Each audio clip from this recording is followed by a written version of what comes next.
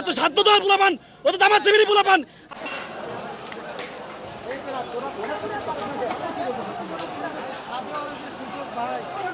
রাতের আধারে ক্যাম্পাসে মার খায়, আপনাদের পাওয়া যায় না। আজকে এখন লাইভ করতে আসছেন, যখন আমরা মার খাচ্ছি, আমার ভাই হসপিটালে, এখন চারি সাইড থেকে তারা হামলা করতেছে, তাদের গুন্ডা বাহিনী পেট্রোল বোমা ব্লাস্ট করতেছে। এইগুলোর আপনারা যে একটু নিউজ করেন। সরকারের মুক্তিযোদ্ধাদের অবশ্যই আমরা সম্মান করি, তারা তো আর কোটার জন্য দেশ স্বাধীন করে নাই, তারা করছে দেশকে স্বাধীন করার জন্য, দেশের মানুষের অধিকার আনার জন্য। এখন যদি আমরা কথাই না বলতে পারি, আমাদের যদি এরকম করে, তাহলে কি হবে নাকি?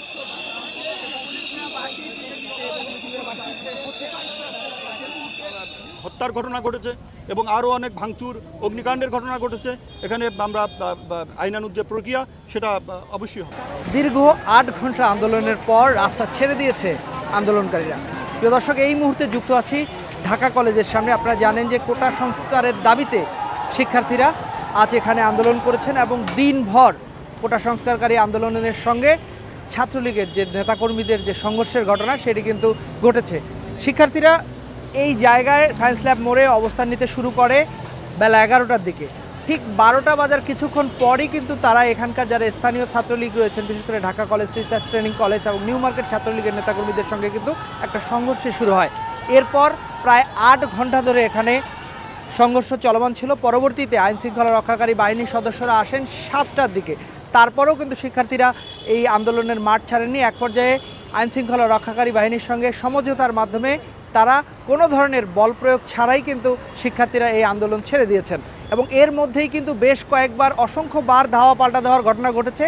এতে 2 জন পথচারী প্রাণ হারিয়েছেন বলে আইনশৃঙ্খলা রক্ষাকারী বাহিনীর সদস্যরা জানিয়েছেন।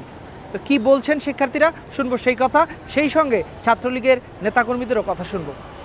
প্রথা বন্ধ হোক, এটাই আমাদের দাবি। আমরা স্টুডেন্টরা দাবি করলে কিভাবে তারা সন্ত্রাস দিয়ে আমাদের গায়ে আক্রমণ চালায়, কিভাবে তারা পারলো, তারা কিভাবে ছাত্রলীগ হয়ে তাদের কাছে বোমা, ইট পাটকেল, বন্দুক থাকে, তারা কিভাবে স্টুডেন্টদের গায়ে হাত দেয়।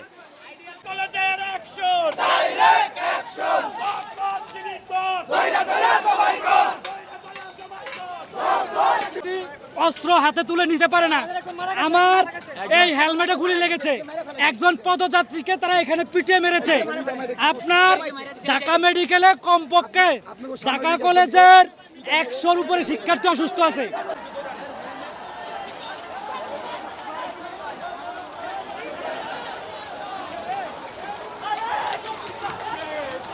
দেখি কোটা বিরোধী আন্দোলন নাকি সন্ত্রাস আন্দোলন? এয়ার টিচার ট্রেনিং করে ঢুকছে, শিক্ষা প্রতিষ্ঠানে গেট ভাঙছে, কলেজে আগুন দিয়েছে, শিক্ষার্থীদের হামলা করছে, এমনকি আমাদের ঢাকা কলেজে হামলা করছে।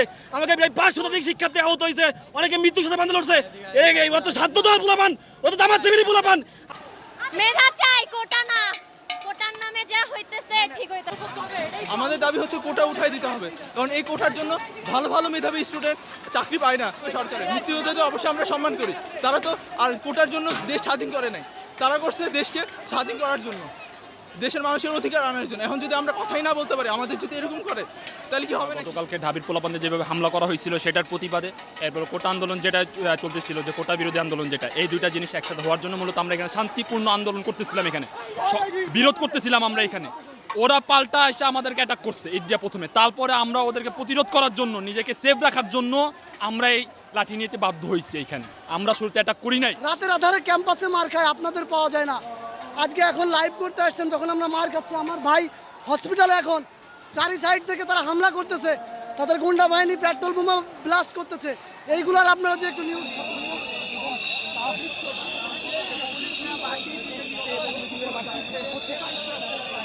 ঢাকার বিভিন্ন স্কুল থেকে, বিভিন্ন কলেজ থেকে ছাত্ররা কোটা সংস্কারের যে সপক্ষে মিছিল নিয়ে এই সায়েন্স ল্যাব ক্রসিং তারা আসে এবং এখানে তারা রাস্তার মধ্যে তারা অবস্থান নেয়। আমরা কিন্তু সকাল সেই 11-12টা থেকে তাদেরকে বিভিন্নভাবে বোঝানোর চেষ্টা করছি রাস্তা ছেড়ে দেওয়ার জন্য, কিন্তু তারা রাস্তা ছাড়েননি এবং তারা এক পর্যায়ে আরও বেশি ভায়োলেন্ট এবং অ্যাগ্রেসিভ আকার ধারণ করে। এবং আপনারা জানেন যে ইতিমধ্যে আমাদের ঢাকা কলেজ কেন্দ্রিক 2 জন মারা গেছে, 2 জন তাদের আক্রমণে 2 জন মারা গেছে। আমরা এছাড়া আমাদের যেখানে একটা বক্স রয়েছে, বক্সটা কিন্তু তারা ভাঙচুর করেছে এবং তাছাড়া অসংখ্য গাড়ি কিন্তু তারা এখানে ভাঙচুর করেছে। ডেফিনেটলি আইনানুগ ব্যবস্থা হবে, যেহেতু এখানে হত্যার ঘটনা ঘটেছে এবং আরও অনেক ভাঙচুর অগ্নিকাণ্ডের ঘটনা ঘটেছে। এখানে আমরা আইনানুগ যে প্রক্রিয়া সেটা অবশ্যই হবে। তারও